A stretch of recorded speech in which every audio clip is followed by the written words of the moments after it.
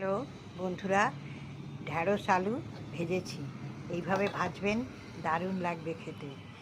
গরম ভাতে হোক, রুটি, লুচি, পরোটা যাতেই খাবেন, খুব ভালো লাগবে।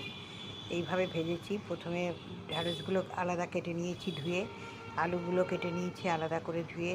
তারপরে কড়াতে একটু পাঁচ ফোড়ন দিয়েছি, শুকনো লঙ্কা দিয়েছি, আর পেঁয়াজ ছেড়ে দিয়েছি।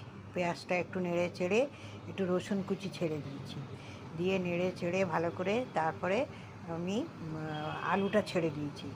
আলুটাকে নেড়ে চেড়ে ভালো করে একটু নাড়াচাড়া করে তারপর ঢ্যাঁড়স ছেড়ে দিয়েছি। ঢ্যাঁড়সটাকেও নেড়ে নিলাম ভালো করে, নেড়ে চেড়ে এবারে ঢাকা দিলাম। ঢাকা দিয়ে একটু কমে এলো, আবার ঢাকা খুললাম, আবার নেড়ে চেড়ে দিলাম। এইভাবে নাড়াচাড়া দিয়ে আবার ঢেকে দিলাম, দিয়ে দুবার ঢেকে দিয়েছি।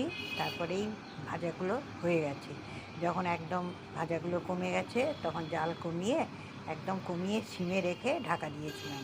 তারপরে নামিয়ে ফেলেছি। এইভাবে করবেন, খাবেন, দেখবেন দারুণ লাগবে, সুন্দর লাগবে।